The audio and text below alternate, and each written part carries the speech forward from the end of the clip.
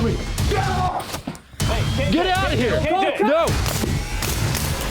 Welcome to First Person Defender, where good guy role players come face to face with unknown attackers in real-world scenarios and fight their way out. Each episode of First Person Defender features a situation straight out of real life. The last time you drive in a This is First Person Defender. In this episode of First Person Defender, Lisa is a fitness instructor leaving class late at night. The parking lot is well lit, but danger doesn't confine itself to the shadows. Does she run or does she fight? I'm excited about this episode today because, like a lot of guys who like to shoot and concealed carry and that type of stuff, I'm always trying to get my wife to shoot more, to carry more often, and today, my wife's on the show. My name is Lisa. I'm a homeschool mom and I'm a fitness instructor, among many other things. Grew up not really messing with firearms very often. My dad was a police officer and he had one in the house and it was kind of like, don't touch it. And so that was kind of my whole impression, just don't ever touch a firearm. So then I met my husband, Ryan, and we kind of went out shooting a few times and it was very fun. I thought it was pretty cool. Lisa's been through some handgun training. She knows her way around guns, and she's actually pretty tough. So I'm kind of curious to see what happens when we attack her. By doing this show, I hope to get a better realization that things could happen and we aren't really prepared, and until we're in the situation, we have no idea what we would actually do. She's been asking me about this. She's been a little bit nervous at the house. She's asked me some questions, and I just keep telling her, I can't tell you anything. Lisa, how you feeling? Feeling good, a little nervous, ready to be doing it. You're mad I wouldn't tell you what's gonna happen? Yeah, I am. It's not cool. We'll probably get a good show out of this, but I don't know where I'm gonna end up sleeping tonight.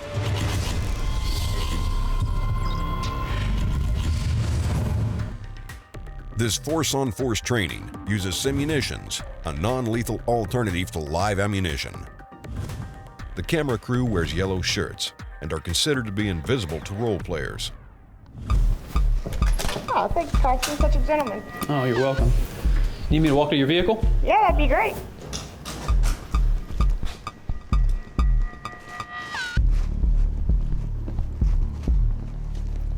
Thanks. Good class tonight. You're welcome. See you next week, Lisa. Hey, you know where the emergency room is? Back up! Back up! Index, index!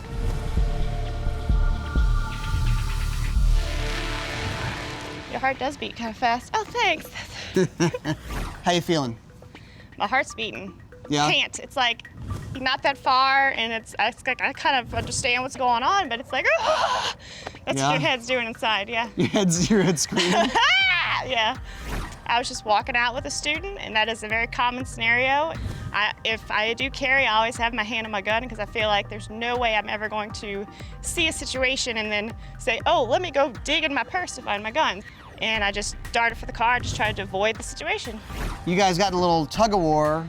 How did it feel, somebody trying to get in your car? It was interesting. I mean, couldn't tell if he had a weapon. I didn't know. And actually, now that I think about it, I don't know what I'd do with my keys. I see it on the ground right now. Yep. Not having the keys would probably be a bad thing. And then I realized I can't drive away now. So I picked the gun back up in case he came back, and I was looking around the car to see if he was going to come back.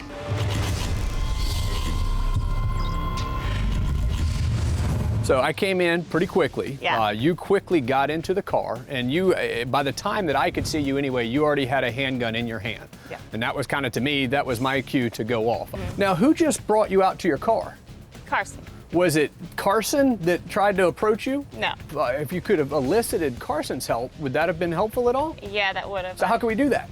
Well, I don't know. You tell me. You tell me. Carson! Louder than that. You're in trouble. Somebody's in here trying to hurt you. You're in trouble. Call Carson. You're wanting him to help you. Go ahead. Carson! Louder. Help. Carson, help! Good. So that's going to be plan A right there. You're a fitness girl, right? So your legs are probably pretty strong. So how about using the legs to get your body away from me? Okay. So from your standpoint, you want to be able to keep the gun back closer in towards you, but get your body further away from me. Get away from me. All right. So there you go. There you go. So you're getting further and further back. You know, now I'm no longer am I able just to pin it into the door. Now you've got it closer into your body, but now you're all the way on the other side of the car from me. Now do you feel like I could use the firearm a little bit better than where we were before? Yeah. Clearly. So you're a lot better off in doing that.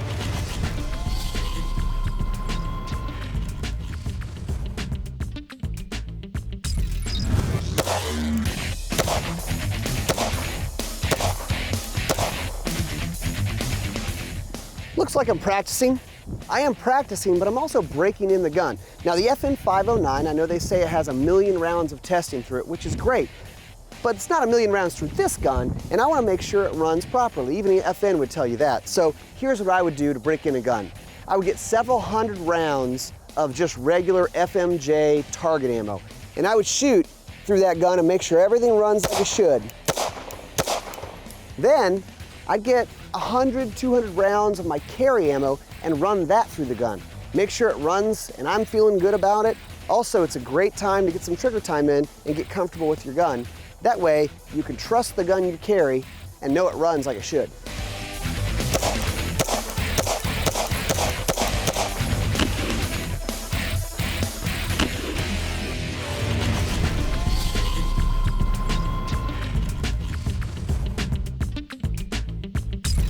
Thanks, Carson. Good class.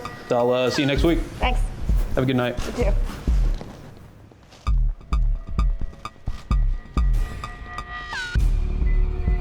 Get in the car. Get in the car. Get in there. Get in the car. Back up! Back up! Get in the car.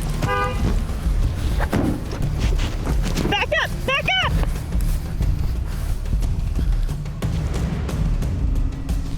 Index, index. All right, how are you feeling? Same way. It's kind of crazy. You think the second time you'd be a little more relaxed. That's definitely not the case. The adrenaline's there. He put his hands on you. Yeah. Tell me what else happened. You guys, he was grabbing you, he was yelling. He was telling me to get in the car, which I was like, yeah, I'll gladly get in the car so I could drive So away. you got in the car. So I got in the car, which, Were you worried about him getting in the car with you? well, I was going to kick this time if he was going to try to do that. You had your hand on the gun? I had my hand on the gun, and then I also was trying to get in the car to get the door closed, and I made sure I left my key in the pocket this time so I could drive away. I feel like I definitely, since he got closer this time, the second time, which is probably more realistic, the idea of kicking and pushing, you know, it's kind of crazy when you have to start doing that, but I feel like I know now, like, I gotta fight harder, you know? I gotta fight harder, I like that. This time, I really, since he was so close, I should have pulled that door open harder and got away faster. I felt like I was letting him get way too close. I mean, he could have just shot me at any moment. He could have cut me at any moment. I mean, he didn't, but he could have. So did you see, was I saying anything? Did I have anything in my hands? I feel like you were saying, get in the car, and I was thinking, yes, I will get in the car so I can drive away. Now, if you think about that, do you really think that, like, if I'm trying to force you into the vehicle, is that a good thing? Probably not. Now that I think about it, I kept thinking I'll just need to get in the car and drive away, get in the car and drive away. You can walk towards that vehicle, you probably got about halfway, and I came from behind here with a gun, ordering you, get in the car, get in the car, get in the car. And that's where you move to the vehicle thinking safety's inside the vehicle. Okay. Now, let's go ahead. This is where you're screaming for Carson. You're getting on the other side of that car. So you're getting over there. Remember, you're moving like a child on a playground. You're trying to get away from me at this point. Now, that gave you at least some sort of barricade. It could even simply be that as I'm approaching, not only have you gone on the other side of the vehicle, but now you're going. Yeah, just run. Go. Just run. Get out of here, go. To where I'm coming over here, you're more athletic than me, you're able to get away from me. So the vehicle can provide us safety if you're already inside the car, the windows are up, the doors are locked. There can be safety there under certain circumstances, but we don't want to flee to the vehicle when the bad guy's already on us. Now get that gun, you've been through some training. I want you to get that gun and drive that gun all the way in your eyesight at extension and start delivering those rounds. Understand when it's time to deliver those hits. And you don't stop until whatever behavior I have initiated towards you has stopped. Okay.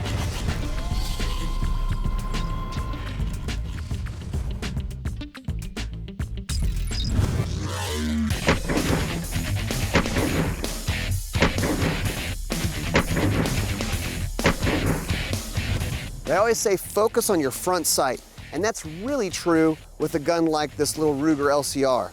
That's why I like to have a good set of sights. This has excess sights, standard dot with tritium on it. When you're this close to the target, you don't have to have a perfect sight picture and all this stuff. You can actually, if you have a nice sight system on it that's easy to pick up with your eyes, you could actually be here, and you're actually seeing that you're pointed at the target. Let me show you what I mean. So if I'm drawing, right here, I can start shooting. And all the shots are right there in the A zone, right where you want them. I could see that front dot, and I can put shots on target when you have to.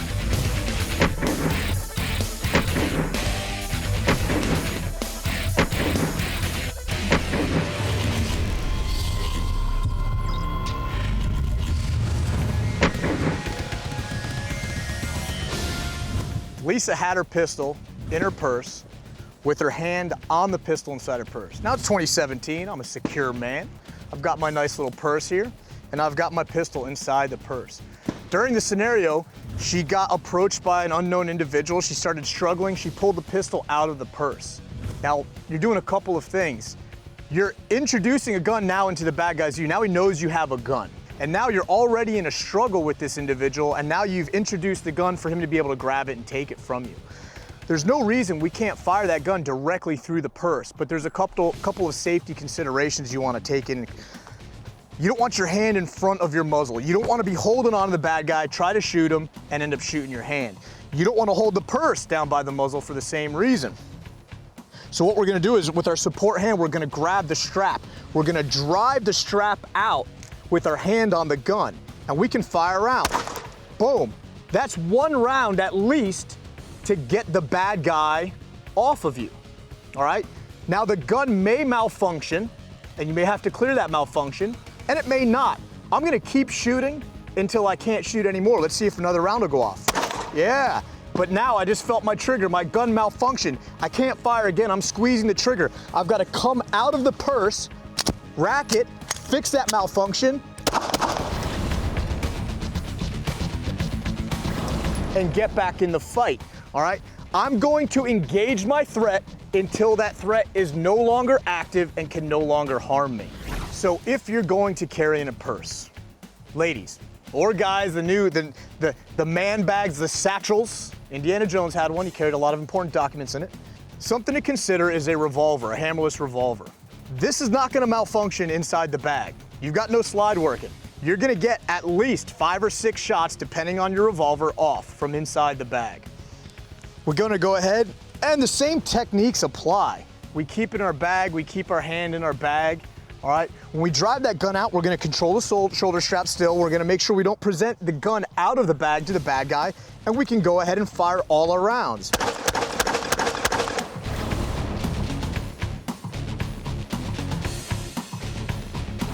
That's gonna get the bad guy off of you. That's gonna definitely give you enough time to get away and get to safety. Go ahead and reload the gun behind safety and cover, all right? So, again, if you've decided that purse carry is for you, maybe consider getting a hammerless revolver and putting it in there.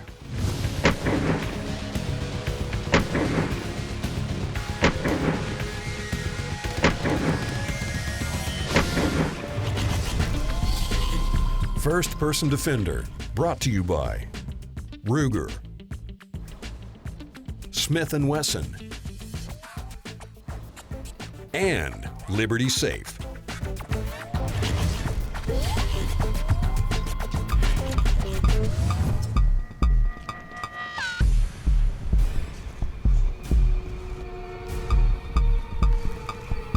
Hey, can you help me out with a little change? No, back up. Just a back little up. change. No, back up.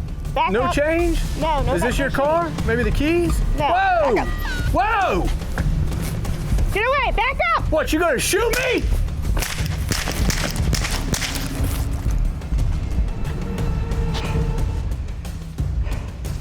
Index, index.